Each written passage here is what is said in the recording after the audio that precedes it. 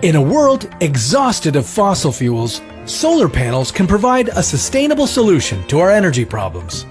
But they also come with a couple of issues.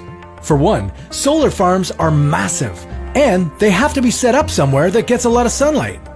Now, if only we had a large mass of unused land that gets guaranteed sunlight every day. Could we cover an entire desert in solar panels? Would that be enough to power the entire world? This is What If, and here's what would happen if we covered the Sahara Desert with solar panels. If we covered just 1.2% of the Sahara Desert in solar panels, we could harness enough power to meet the energy needs of the entire world.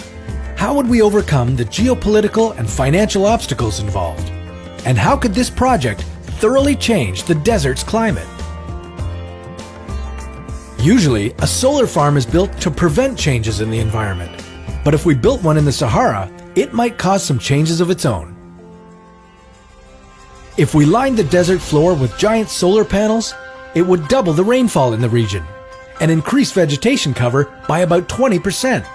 Sound a little unbelievable? Well, let me explain. Saharan sand is unusually light in color, which means it tends to reflect a lot of light and heat back up into the air. If we covered the sand in dark solar panels, it would mean that more sun would be absorbed and the ground temperature would increase. Warmer air rises to areas in the atmosphere where it's cooler, and moisture there condenses and falls as rain.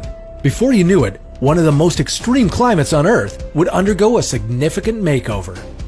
So, if these solar panels would not only provide sustainable energy solutions, but also add much-needed greenery to our largest desert, then what are we waiting for? Shouldn't we be out there building these things already? Well, it's a little more complicated than that. For one thing, it's great to produce enough energy to power the world, but then you have to worry about how you're going to get it to everyone. The most likely place this energy would travel to first is to Europe. Exporting sustainable energy would do great things for a lot of African economies, but would they have the means to do it?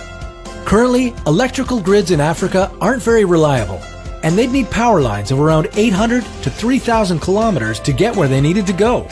Transporting power over long distances leads to power loss of up to 10%, which means that an already expensive project would get even more pricey. And where would all the money come from? Africa is home to quite a few unstable governments, the kind that raise some pretty big red flags with investors of multi-billion-dollar projects like this one. On top of that, this would be a long-term project, so there'd be a lot of moving parts. Several countries would have to be involved, and any one of them might see a changing political landscape over the years that could disrupt or put an end to the whole thing. As great as this project would be, it would probably be better to attempt it on a small scale first. Maybe solar panels could be used to power some small African villages and help to spread access to electricity. But that's a topic for another What If.